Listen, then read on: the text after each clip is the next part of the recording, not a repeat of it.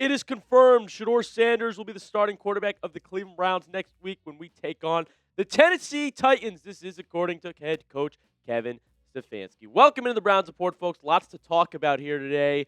I'm your host, Joey O'Donohue.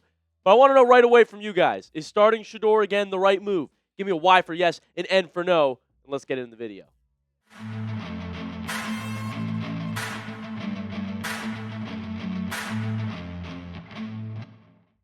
This is why you hit that subscribe button, folks. It's free. I give you daily Browns news. I make videos every single day. And quarterback updates if you want to know who's starting under center for your favorite team. Hit that sub button to be the first person to know about it. Let's talk about if this is the right move. I think it is. I mean, you can't justify to me going back to Dillon Gabriel. After 2 starts from Shedeur, he's 1-1, and he was not the issue today, I would argue, against the 49ers. So much more went into it that we're going to go take a look at later on this show. But here is what Kevin Stefanski had to say when followed up about it. Reporter said, when you say that Shedeur will start next week, are you still taking this week by week, or are you prepared to say that he's kind of your guy?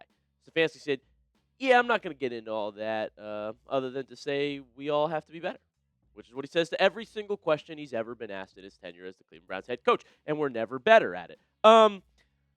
It's seeming like this could end up being a week-to-week thing. I feel like Shedeur will get the rest of the season most likely now, but Gabriel is healthy. He was quarterback 2 today and came into one play in this game when Shedeur was holding his leg, but Shedeur said he's good to go. He went right back out there. Update on that front. So is this something where it's a week-to-week basis where depending on what Shedeur does, his job could be in jeopardy again? Well, we know Shedeur does not want that to ever be the case. And Schefter gave us a report earlier this morning that Sanders has the opportunity not only to start against the San Francisco 49ers, but also to play well enough to continue earning starts for the rest of the season.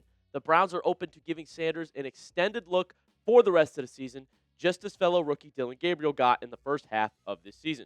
Sources told ESPN that on Saturday, but much of that decision will be dictated by how Sanders plays starting Sunday. So, seemingly, this start was enough for Shedeur to get the start against the Titans again next week, and as Stefanski said, he's not going past that just yet. I still think he gives us the best chance. I mean, if you just evaluate both quarterbacks as prospects, as talents, and what we've seen in their few starts, Gabriel's obviously had more than Shedeur has had.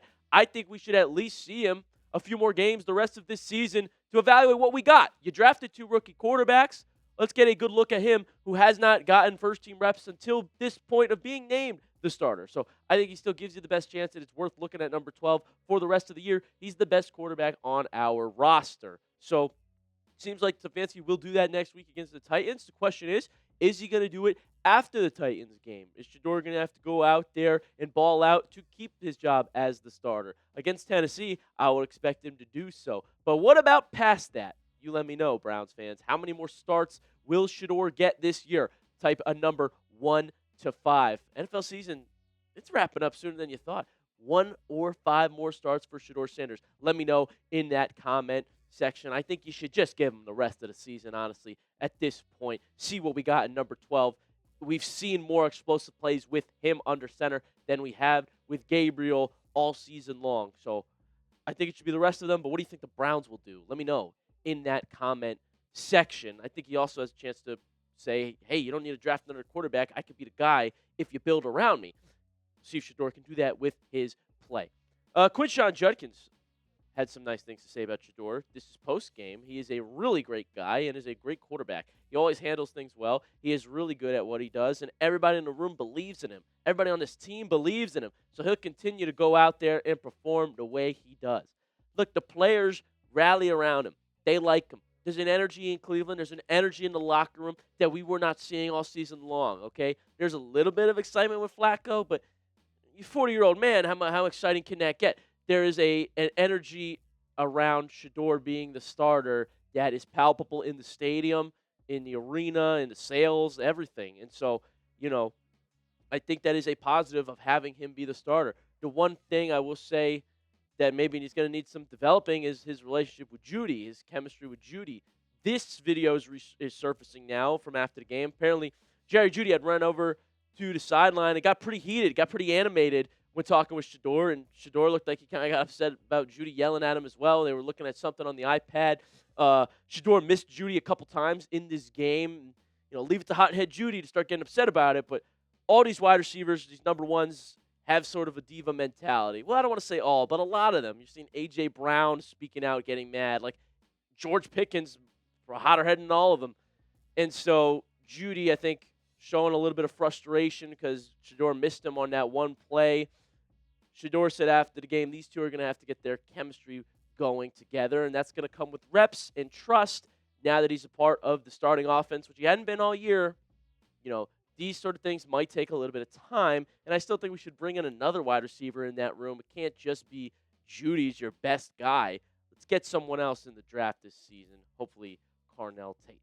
Coming up on the show, we're going to talk about what was Kevin Stefanski thinking and doing. He spoke about some questionable decisions that were made in this football game, so you will not want to miss that. But before we get into it, I want to give a special shout out to today's sponsor, and that is Prize Picks. It is the holiday season, the best time of year for sports. Bowl games, basketball matchups, playoff pushes. It is all happening at once. And while you and I are out here making decisions every day, what gifts to buy, what to eat, which game to watch, there's one place where it feels good to be right. Prize Picks. I love this app, man. It's so much fun. I make lineups every week, and I win money. Covering the Browns helps me know what picks to make, too. So when coaches talk about getting Jeudy more involved, I know to pick more on his projections, and I'm right. When Cleveland plays a bad run defense, I'm all in on Quinshon Judkins. And is your fantasy season already over?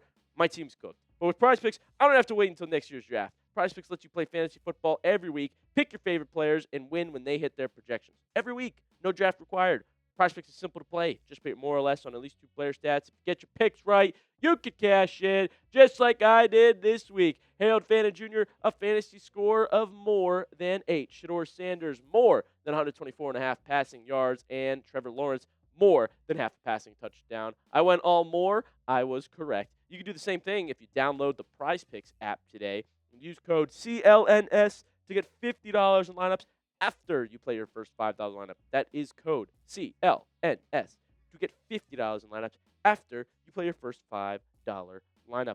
Prize Picks, it's good to be right. All right, let's go to one of the questionable decisions that was made, maybe the most questionable, people are saying. Third quarter, 4th and 1, in your own territory. It's a game that is right within reach, 10-8. It's a 2-point deficit. And you sneak it to Harold Fannin Jr. Let your rookie tight end go while they're rushing this play, by the way.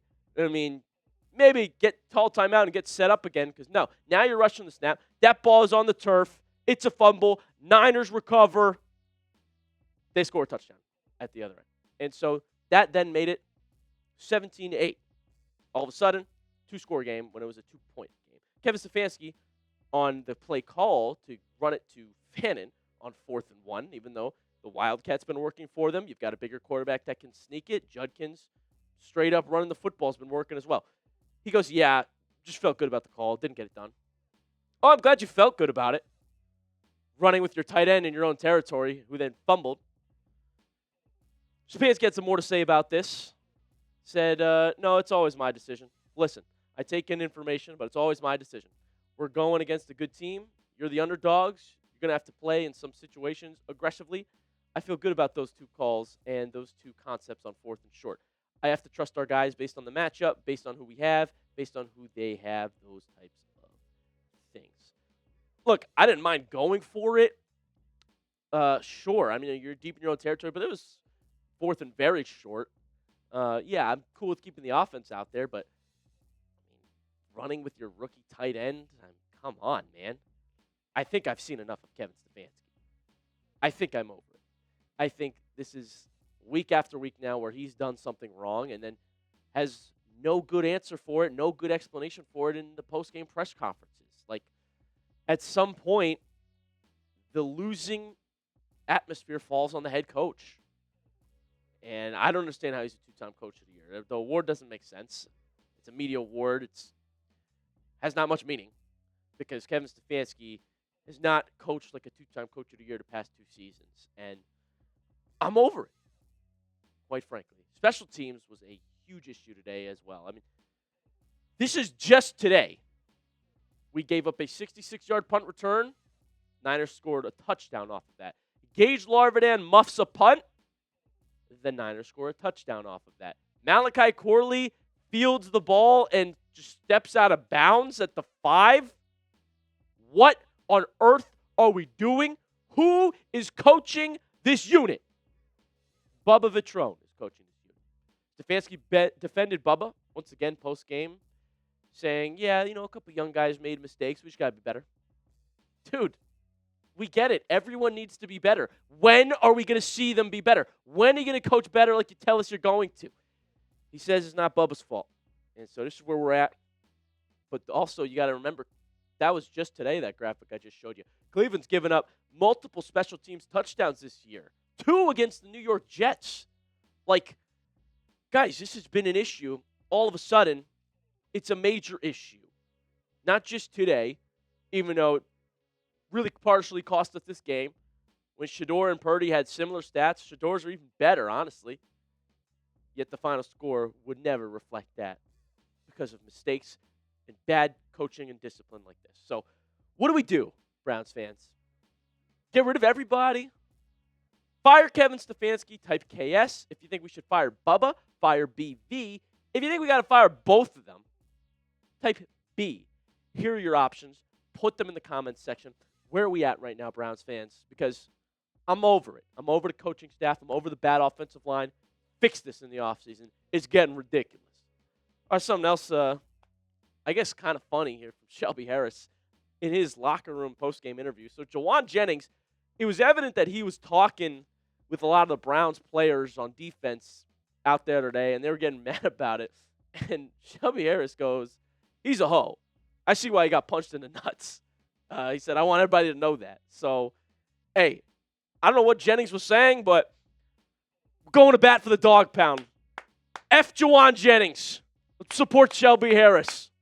I mean, apparently he was getting people riled up. Malik Collins also ended up getting injured, which was unfortunate. We'll give you an update on his status going forward. But that's going to do it for us tonight on the Browns Report, guys. Thanks so much for tuning in. Tough loss again for Cleveland, but we'll bounce back next week. I have no doubt about it against the Titans. So make sure you subscribe so you don't miss that watch party and the videos that come leading up to it, and follow it. Appreciate you all being here with me.